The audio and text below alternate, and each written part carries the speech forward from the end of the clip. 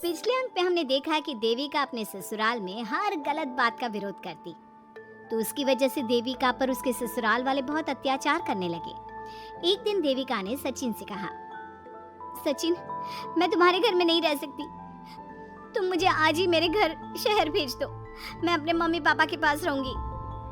क्यों देविका, तुम शहर क्यों जाना चाहती हो? यहाँ तुम्हें किस बात की परेशानी है? किस बात की परेशानी नहीं है सचिन, तुम्हारे घर के आदमी औरतों के साथ जानवरों जैसा व्यवहार करते हैं, मैं ऐसे माहौल में नहीं रह सकती। देखो देविका, तुम्हें यहीं रहना होगा। तुम्हारी शादी मुझसे हो गई है, अब मैं तुम्हारा पति हूँ और यही तुम्हारा घर है। अच्छा, तो तुम्हें याद है कि मैं तुम्हारी पत्नी हूँ? जब तुम्हारे पिताजी और चाचा जी मुझे एक एक हफ्ते के लिए कमरे में बंद कर देते हैं, तब तुम्हें क्यों याद नहीं आता कि जो औरत कमरे में बंद है वो तुम्हारी पत्नी है?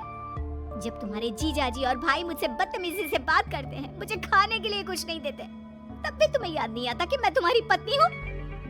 देखो देविका, तुम बेकार की बातें मत करो।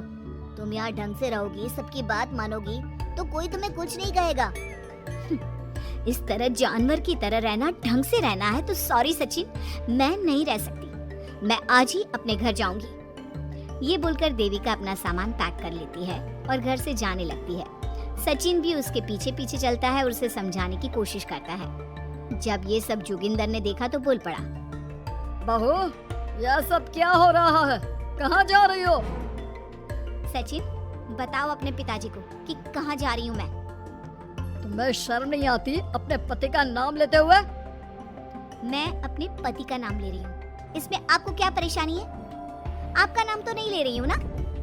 देविका, ये किस तरह से बात कर रही हो तुम पिताजी से? जिस तरह से करनी चाहिए उस तरह से कर रही हूँ बात। इससे अच्छी तरह से मैं तुम्हारे घर के किसी भी आदमी से बात नहीं कर सकती। तीनों की बात सुनकर घर के बाकी लोग भी वहाँ आ जाते हैं। तभी जोगिंदर कहता है, हमारे घर की औरतें अपने मर्दों का नाम नहीं लेती। तुम्हारे शहर में होता होगा, लेकिन हमारे यहाँ पर ऐसा कुछ नहीं होता। बहू, सचिन तुम्हारा पति है, तुम उसका नाम मत लिया करो। तुम अपने पति का नाम लेने की जगह ए जी, ओ जी, सुनो जी कहा करो। पति ना परमेश्वर होता है।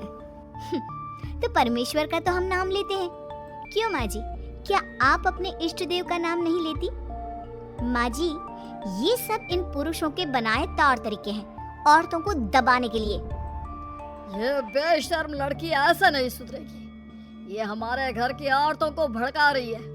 सचिन, तुम इसे चुप कराओगे या फिर मैं करूं?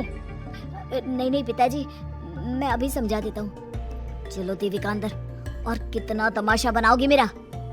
सचिन, मैं अंदर नहीं बाहर जाऊंगी, अब मैं यहाँ नहीं रह सकती। देविका की बात सुनकर महेंद्र कहता है, भाई साहब, ये लड़की इस घर से और गांव से बाहर ना जानी चाहिए, नहीं तो हमारे घर और गांव की औरतें भी ऐसी ही हरकतें करेंगी, वो भी मर्दों के खिलाफ बगावत करेंगी। और मैं भी देखती हूँ कि मुझे घर से बाहर जाने से कौन रोकता है। बहू, इनसे बहस करने का कोई फायदा नहीं, तुम अंदर चलो।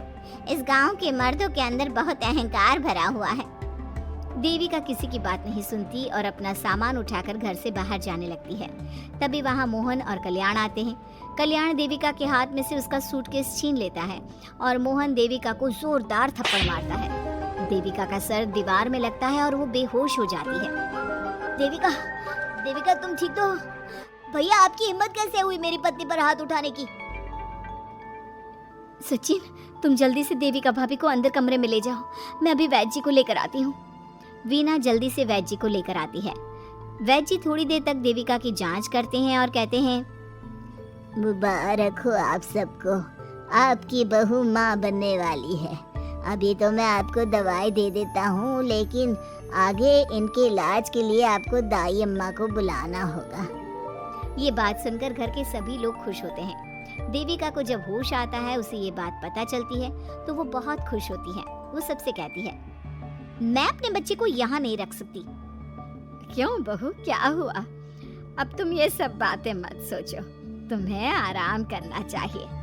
नहीं माँ जी, आप नहीं समझ रही। अगर मेरा बेटा हुआ तो इस घर के मर्दों की तरह अहंकारी और औरतों पर जुल्म करने वाला बनेगा, और अगर मेरी बेटी हुई तो वो जानवरों की तरह जुल्म सहने वाली बनेगी, और दोनों ही अनपढ़ रहेंगी। देविका की बात सुनकर घर की सभी औरतों को पहली बार एहसास हुआ कि वो किस अंधकार वाले समाज में जी रही हैं। लेकिन फिर भी घर की सारी औरतें उसे ही समझाती हैं। बहू देखो, तुम्हारी बात सही है, लेकिन तुम इस हालत में सफर नहीं कर सकती। हाँ बहू, तुम यहीं रहो, अपना और अपने बच्चे का ख्याल रखो। देखो ना देविका भाभी, हमें बिल्कुल भी पढ़ना लिखना नहीं आता, अपना नाम भी नहीं लिख पाते, तो आप मुझे थोड़ा पढ़ा दीजिए ना। देविका, तुम्हारी बातें सुनकर पहली बार हमें एहसास हुआ है कि कैसे माहौल में हम जी रहे हैं। तुमने हमारे अंदर उम्मीद की नई रोशनी पैदा की है। यहाँ से मत जाओ तुम। देविका ने घर की औरतों की बात सुनी तो उसका दिल पसीज गया। उसने गांव में ही रहने का फैसला लिया।